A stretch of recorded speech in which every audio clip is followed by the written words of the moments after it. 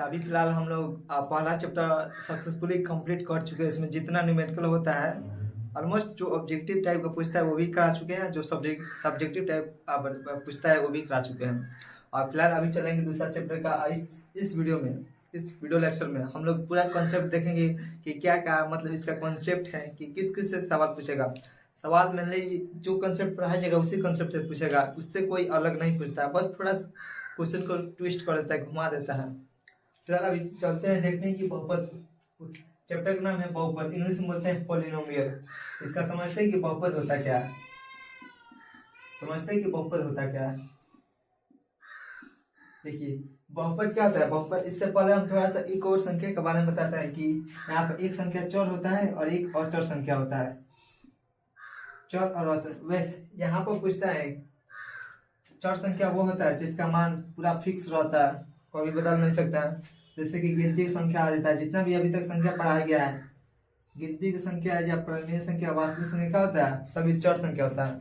और अचर संख्या क्या होता है, जिसका मान बदलता रहता है। जैसे एक्स हो गया, वाई हो गया, जेड हो गया, ए हो गया, बी। यानी कि सिंपली इतना समझिए कि जो अचर होगा उसका वैल्यू बदलता रहेगा, क्योंकि मैथ में हम अचर संख्या को मानते हैं, एक्स वाई जेड या फिर किसी संख्या को मानते हैं, क्योंकि इसका वैल्यू कभी फिक्स नहीं होता कि क्या आएगा, कभी एक आएगा, कभी दो आएगा, कभी पांच आएगा, कभी सात आएगा, कुछ भी आ सकता है। इसी के आधार पर यहाँ पर बोलता है कि बहुपद में कि ऐसा बीजीय व्यंजक, अगर आप लोग डेफिनेशन लिखना चाहे तो लिख सकते हैं, मैं बता रहा हूँ। ऐसा बीजीय व्यंजक जिसके चर का घात धनात्मक पूर्णांक हो। सॉरी, यहाँ पर जिसके चर का घात धनात्मक पूर्णांक हो। यहाँ पर उल्टा हो गया है, चर वाला क्या होता है, ये बी सी डी इसमें आ जाता है, और अचर में होता है जिसका एक दो तीन गिनती वाला संख्या को अचर बोलते हैं। अचर क्या होता है, एबीसीडी वाला। यहाँ पर थोड़ा सा मिस्टेक हो गया था, कोई दिक्कत नहीं। यहाँ पर फिर से बताते हैं कि चर क्या होता है, एबीसीडी वाला संख्या को बोलते हैं चर, और गिनती वाला संख्या को क्या बोलते हैं, अचर संख्या, क्योंकि उसका मान कभी नहीं बदलता है, ध्यान दीजिएगा। और यहाँ पर बहुपद में बोलता है कि ऐसा बीजीय व्यंजक जिसके चर का घात, बोला है जिसके चर का घात, ऐसा बीजीय व्यंजक जिसके चर का घात धनात्मक पूर्णांक हो। चर का घात धनात्मक पूर्णांक हो, धनात्मक पूर्णांक हो। बोलता है कि ऐसा बीजीय व्यंजक जिसके चर का घात धनात्मक पूर्णांक हो। यहाँ पर ध्यान दीजिएगा, धनात्मक पूर्णांक होना चाहिए। पूर्णांक संख्या बता दिया गया कि पूर्णांक संख्या होता है क्या। एक होता है धनात्मक पूर्णांक, एक होता है ऋणात्मक पूर्णांक, पॉजिटिव इंटीजर और निगेटिव इंटीजर। तो यहाँ पर बोला है बहुपद में कि क्या हो, चर का घात धनात्मक पूर्णांक हो, यानी कि जो एबीसीडी वाला संख्या में आएगा उसका पावर होगा क्या, हमेशा धनात्मक पूर्णांक होगा। जैसे में देखते हैं इसका, जैसे में कोई भी संख्या लिख सकते हो, एबीसीडी में क्या होगा, सब बहुपद होगा। ये सभी क्या है, बहुपद है। या इसका पावर यहाँ पे एक्स स्क्वायर प्लस टू लिख दीजिए, भी क्या है, बहुपद है। बस यहाँ पे ये पावर देखना है, इसका घात देखना है, क्या धनात्मक पूर्णांक है कि नहीं। अगर धनात्मक पूर्णांक है तो ये बहुपद होगा, अगर नहीं है तो क्या बहुपद नहीं होगा। इसमें भी ऑब्जेक्टिव सवाल पूछता है कि कौन बहुपद है, कौन बहुपद नहीं है, इसको ध्यान दीजिएगा। जैसे और एग्जाम्पल देख सकते हैं कि जैसे x cube plus x plus two, और बहुत सारा हो सकता है, जितना चाहे उतना लिख सकते हैं। अब फिलहाल समझते हैं कि बहुपद कौन नहीं होगा, बहुपद कौन नहीं होगा, इसको समझना बहुत बड़ी। जैसे कि एक बटा एक्स हो गया, यहाँ पर एक बटा एक्स को ऊपर करेंगे तो एक्स का पावर क्या हो जाएगा, माइनस। यहाँ पर तो दिख रहा है कि क्या है, एक्स का पावर वन है, पॉजिटिव दिख रहा है, धनात्मक पूर्णांक दिख रहा है। लेकिन इसको जैसे ही सॉल्व करेंगे तो ये ऊपर जाएगा, एक्स का पावर माइनस वन हो जाएगा। यहाँ पर क्या गया, एक्स पावर माइनस वन, ये क्या हो गया, ऋणात्मक पूर्णांक का। हम जानते हैं कि बहुपद में क्या होता है, धनात्मक पूर्णांक होता है। तो सिंपली यहाँ पर ध्यान दीजिए, ये हमारा बहुपद नहीं होगा। एक और एग्जांपल देखते हैं, रूट में एक्स आ गया, रूट में एक्स आ गया तो क्या, ये भी हमारा बहुपद नहीं होगा, क्योंकि अगर यहाँ से रूट हटेगा तो इसका पावर में क्या आ जाएगा, वन बाई टू, और वन बाई टू तो हमारा पूर्णांक है ही नहीं, तो क्या होगा, ये भी बहुपद नहीं होगा। और कोई और संख्या ऐसे दे दे, एक बटा एक्स प्लस वन दे दिया, तो ये भी क्या होगा, ये भी बहुपद नहीं होगा, क्योंकि यहाँ पर एक्स प्लस वन, इसको किसी तरह करोगे, सॉल्व करोगे तो क्या है, बहुपद है। इसका धनात्मक पड़ेंगे, यहाँ पर एक दिखा, लेकिन क्या है, ये बट्टा के नीचे, अगर ये बट्टा के ऊपर जाएगा तो इसका पावर निगेटिव में आ जाएगा, तो ये हमारा क्या हो जाएगा, बहुपद नहीं होगा। आई होप कि आप लोग को बहुपद समझ में आ गया कि बहुपद किसे कहते हैं।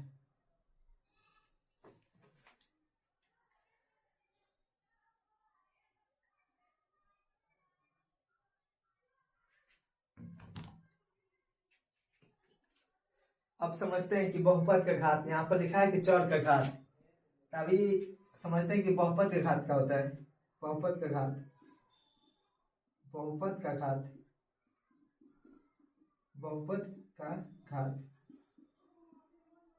इसको समझते हैं। इसमें सिंपली बोलता है कि बहुपद में चौर के अधिकतम घात को क्या बोलता है, चौर के अधिकतम घात को बहुपद का घात कहलाता है। अधिकतम घात, अधिकतम घात को बहुपद का घात, अधिकतम घात को, अधिकतम घात को क्या बोलते हैं, बहुपद का घात। जैसे कि कोई भी अगर यहाँ पर 2-3 संख्या दे दिया, जैसे कि यहाँ पर लेते हैं, जैसे दे दिया x³ plus x² plus 5x plus 1, ये है 2, ठीक है। इसमें पूछेगा कि बहुपद का घात क्या है, तो बहुपद का घात क्या होता है, इसका डेफिनेशन होता है कि बहुपद में चौर के अधिकतम घात को बहुपद का घात कहा जाता है। यहाँ पर सबसे अधिकतम जो घात होगा उसी को क्या बोलते हैं, बहुपद घात। जैसे कि यहाँ पर 3 है और कोई संख्या ऐसे दे दिए 60 x plus 5 6 plus 2 plus x plus 1, कुछ भी संख्या दे दिया, तो जो मैक्सिमम सबसे अधिक पावर होगा उसी को क्या बोलते हैं, बहुपद का घात बोलते हैं। यह नहीं कि यहाँ पर छोटा संख्या ले लेंगे कि ये हो गया बहुपद के साथ घात। और एक और गलती, यहाँ पर जब ऑब्जेक्टिव में सवाल पूछता है तो बहुत सारे बच्चे गलती कर देते हैं कि अगर ऐसे संख्या दे दिया जैसे x² प्लस 2x प्लस 1, ये क्या कर दिया, गुणा में दे दिया x² प्लस 1। अब गुणा में दे देते, यहाँ पर बच्चे क्या करेंगे, देखेंगे यहाँ पर सबसे अधिक पावर क्या है, 7, तो इसी को बोलने की बहुपद का घात क्या 7 है। लेकिन यहाँ पर गलती हो जाएगा, क्योंकि यहाँ पर बोला है कि गुणा करना है, यानी कि पहले गुणा करेंगे। अगर गुणा में दिया होगा तो उसको पहले गुणा को सॉल्व करेंगे, उसके बाद इसके घात देखेंगे। तो फिलहाल यहाँ पर पहली संख्या गुणा करेंगे तो इसमें क्या गुणा में पावर चूक जाता है, यहाँ पर x की पावर 9 आ जाएगा।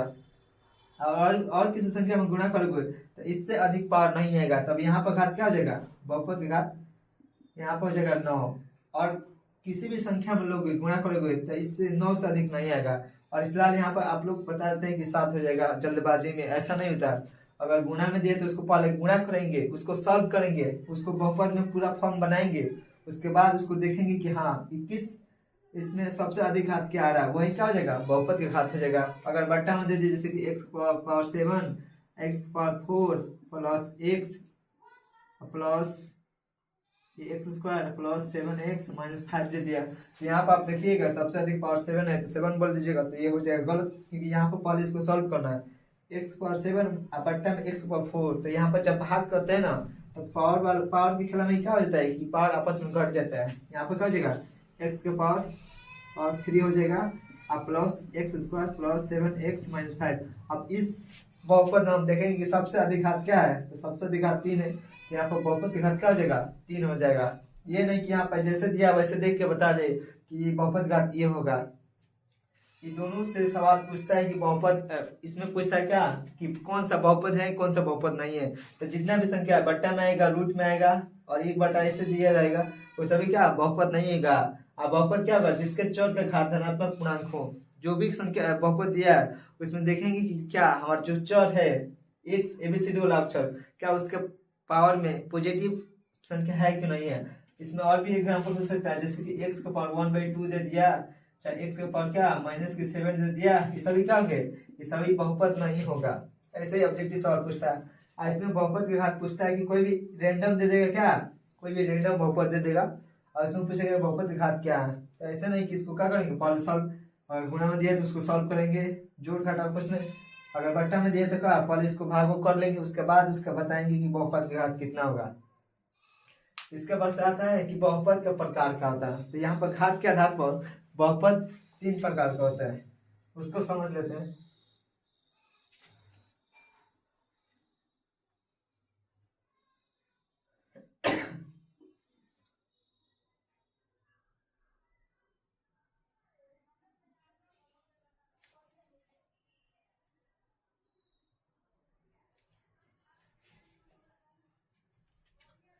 इसके बाद अगला टॉपिक आता है कि बहुपद का प्रकार। तो बहुपद का यहाँ पे देखते हैं कि बहुपद के कितने प्रकार होते हैं। बहुपद का प्रकार इंग्लिश में, अगर कोई इंग्लिश मीडियम का बच्चा होगा तो वो भी यहाँ पर पढ़ सकता है, ये नहीं कि केवल ये बिहार बोर्ड के लिए है। यहाँ पर बहुपद को, इसका इंग्लिश का हो जाएगा टाइप्स ऑफ पोलिनोमियल। ठीक है, इसको समझते हैं। बहुपद के घात, यहाँ पर सिंपली हमको घात के प्रकार, घात के आधार पर घात के आधार पर बहुपद, बहुपद क्या होते हैं, घात के आधार पर बहुपद तीन प्रकार का होता है। घात के आधार पर, चलो इसको पूरा लिख देते हैं। घात के आधार पर बहुपद, बहुपद तीन प्रकार का होता है, तीन प्रकार का होता है, प्रकार का होता है। ठीक है, अब समझते हैं कि तीन प्रकार का होता है क्या। यहाँ पर घात के प्रकार, घात के आधार पर बोला गया, ये नहीं कि दूसरे पद के आधार पे फिर दूसरे टाइप का। यहाँ पर बोला पावर के, यानी कि बेसिस ऑफ पावर, पावर के बेस पर बोला गया है कि बहुपद कितने प्रकार का होता है। तो पहला होता है रैखिक बहुपद, इसको बोलते हैं इंग्लिश में लीनियर पॉलिनोमियल, रैखिक बहुपद। दूसरा होता है द्विघात बहुपद, द्विघात बहुपद, द्विघात बहुपद। तीसरा होता है त्रिघात बहुपद, त्रिघात बहुपद। तीसरा होता है त्रिघात बहुपद। अब इन तीनों को लाइन बाय लाइन समझते हैं कि रैखिक बहुपद क्या होता है। देखिए, रैखिक को इंग्लिश में बोलते हैं लीनियर। रैखिक माने क्या, सिंपल समझिए कि एक, अगर जिसमें कोई भी बहुपद दिया होगा, अगर उसका चर का पावर एक है, अगर चर का पावर क्या है, एक है, तो क्या हो जाएगा रैखिक बहुपद। इसमें क्या होगा, इसमें घात उसका एक होगा। कोई भी बहुपद देगा और उसका जो पावर होगा वो क्या, घात एक होगा। और इसका कभी कभी पूछ देते हैं कि इसका व्यापक रूप क्या है। इसका व्यापक रूप होता है ऐसे, व्यापक रूप बोलो चाहे जनरल फॉर्म बोलो चाहे सामान्य रूप इसका बोलो, व्यापक रूप। व्यापक रूप इसका कभी कभी पूछ देता है, वो होता है व्यापक रूप इसका ax प्लस बी, जहां पर a कभी 0 के बराबर नहीं होगा। अगर ये 0 के बराबर हो गया तो समझो कि हमारा जो बहुपद है वो खत्म हो जाएगा, क्योंकि ये रैखिक बहुपद रहेगा नहीं। यहाँ से ये x वाला टर्म ही खत्म हो जाएगा, तो ये बहुपद होगा नहीं। आई जो संख्या है इसको बोलते हैं अचर बहुपद। जो भी यहाँ पर संख्या लिखेंगे बी वाला के जगह पर, उसको बोलते हैं अचर बहुपद। जिसका घात एक होगा उसको बोलेंगे रैखिक बहुपद। वैसे जिसका घात दो हो गया तो उसको क्या बोलेंगे, द्विघात बहुपद। अगर द्विघात बहुपद में क्या हो जाएगा, इसका घात दो हो जाएगा। कोई भी बहुपद दिया होगा, अगर उसका घात दो है, उसके पावर में अगर दो दिया है तो उसको द्विघात बहुपद कहा जाता है। और इसका व्यापक रूप होता है, इसका व्यापक रूप, इसका व्यापक रूप ax square plus bx plus c। और यहाँ पर a कभी 0 के बराबर नहीं होगा। और यहाँ पर a b c जो है ना, वो सभी के सभी क्या होते हैं, रियल नंबर्स होते हैं, वास्तविक संख्या होती है। यहाँ पर कोई भी संख्या आ सकता है, प्लस माइनस बट्टा में रूट में कोई भी संख्या आ सकता है, लेकिन a की जगह पर कभी 0 नहीं आएगा। अगर ये 0 आएगा तो यहाँ पर 0, यहाँ पर 0 करेगा तो ये सभी क्या, ये टर्म पूरा 0 हो जाएगा और बचेगा ये। तो ये हमारा क्या बन जाएगा, रैखिक बहुपद। द्विघात बहुपद से ये हट के क्या हो जाएगा, रैखिक बहुपद। इसलिए यहाँ पे एक जगह पर कभी 0 नहीं आएगा। ठीक है, उसी प्रकार समझते हैं त्रिघात बहुपद को। त्रिघात बहुपद क्या, जैसे कि यहाँ पर रैखिक बहुपद में घात एक होगा, द्विघात में दो होगा, तो त्रिघात में क्या हो जाएगा, त्रिघात में तीन आ जाएगा घात उसका। कोई भी बहुपद देगा अगर उसका पावर 3 आ गया तो वो हमारा क्या हो जाएगा, त्रिघात बहुपद। इसका व्यापक रूप सिमिलर इसी प्रकार आ जाएगा।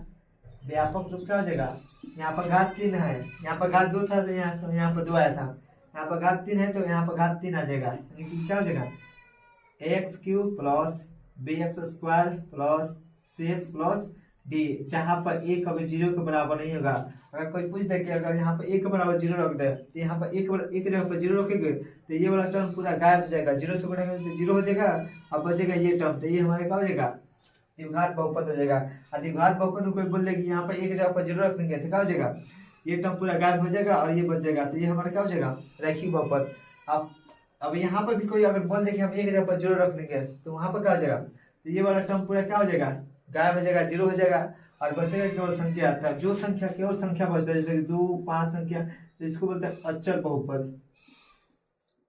इसको बोलते हैं अचर बहुपद। ध्यान देना, इसको क्या बोलते हैं, अचर बहुपद। जो भी संख्या लिखते हैं हम गिनती की संख्या को, उसको बोलते हैं हम अचर बहुपद। ध्यान दीजिएगा। और यहाँ पे देखिए रैखिक बहुपद बोला है, घात एक है, जिसका जितना घात उसका उतना ही शून्य होगा, उतना ही हल निकलेगा। फिर इसको आगे बताया जाएगा कि शून्य क्या होता है और उसका घात। अभी के लिए फिलहाल इतना ध्यान दीजिए कि जिसका घात जितना होगा उतना ही उसका शून्य निकलेगा। अगर घात 2 है तो उसका 2 शून्य निकलेगा, और घात 3 है तो क्या, 3 शून्य के निकलेगा, जितना घात उतना ही क्या होगा शून्य के निकलेगा। अब यहाँ पर कोई पूछ दे कि अगर 4 घात है, कभी कभी ऑब्जेक्टिव पूछ ले 4 घात 5 घात, तो अगर 4 घात है तो उसको क्या बोलेंगे, कौन सा बहुपद बोलेंगे, तो सिंपली से जितना घात है उसको क्या बोलेंगे, 4 को बोलते हैं चतुर्थ घात, यहाँ पर लगा देंगे चतुर्घात बहुपद हो जाएगा। ऐसे अगर 5 घात दिया, अगर दे दिया ऑब्जेक्टिव में ही कभी कभी पूछ देता है, बोल दिया कि 5 घात है, उस बहुपद क्या बोलेंगे, तो उसको बोलेंगे पंचघात बहुपद, पंचघात बहुपद। ऐसे ही जितना पावर रहेगा उसको यहाँ पर लिखेंगे, उसमें घात मिलाएंगे और यहाँ पर बहुपद मिला देंगे, वही हो जाएगा बहुपद। इसके बाद अगला टॉपिक आता है हमारा शून्यक। अगला टॉपिक आता है शून्यक, जो अभी यहाँ पर बताया गया शून्य क्या होता है, शून्य को समझते हैं। ठीक है, शून्य सिंपली इसके नाम से ही कंफर्म पता चलेगा कि बहुपद को क्या कर देगा, शून्य कर देगा। यानी कि बहुपद में वह मान जो बहुपद को क्या कर दे, शून्य कर दे, उसी को बोलते हैं शून्य। जैसे कि कोई भी बहुपद ले लो, जैसे कि हम एक्स स्क्वायर ले लिए, एक्स स्क्वायर प्लस और 5 ले लिए बराबर 0, सॉरी ये बहुपद नहीं, ये समीकरण बन गया, तो क्या हो गया, ये हमारा द्विघात बहुपद है, क्या है पावर 2 है तो क्या हो जाएगा द्विघात बहुपद। अगर यहाँ पर पावर 3 ले लिए, x cube plus 2x plus 5, तो क्या हो गया, ये त्रिघात बहुपद हो गया। अगर यहाँ पर पावर केवल 1 ले लिए, तो यहाँ पे क्या हो गया, पावर 1 है, ये क्या होगा रैखिक बहुपद होगा। तो जिसका जितना पावर होगा, अच्छा इसको ऐसे समझ ले, जिसका जितना घात होगा, जिसका जितना घात आएगा, बहुपद का घात जितना आएगा उसका शून्य उतना ही लिख लेगा। जैसे इसका बहुपद का घात क्या है 2 है, तो इसका 2 शून्य लिख लेगा। इसका बहुपद का घात क्या है 3 है, तो इसका 3 शून्य लिख लेगा। इसका बहुपद का घात कितना है 1 है, तो इसका 1 निकलेगा। फिलहाल इसको सॉल्व, इसका शून्य कैसे निकाला जाता है अगले लेक्चर में बताया जाएगा। और अभी इसका थोड़ा सा और बचा हुआ है कि थ्योरी की, जिसमें वो पूछ देता है कि कोई ग्राफ दिया है और उसमें कोई ग्राफ बना देगा, उसमें बोलेगा कि इसका कितना शून्य लगेगा। तो ये सारा कॉन्सेप्ट अगले लेक्चर में बताया जाएगा। और उसमें भी ये भी पूछता है कि शून्य का योगफल और गुणनफल पूछता है। अल्फा और बीटा मान लेगा शून्य का द्विघात बहुपद के, अच्छा त्रिघात बहुपद का अल्फा बीटा गामा मान लेगा, और उसका शून्य पूछेगा, उसका गुणनफल पूछेगा। उसी से हमारा क्वेश्चन पूछता है कि कभी दे देगा शून्य और उसमें गुणनफल दे देगा और पूछेगा बहुपद क्या होगा।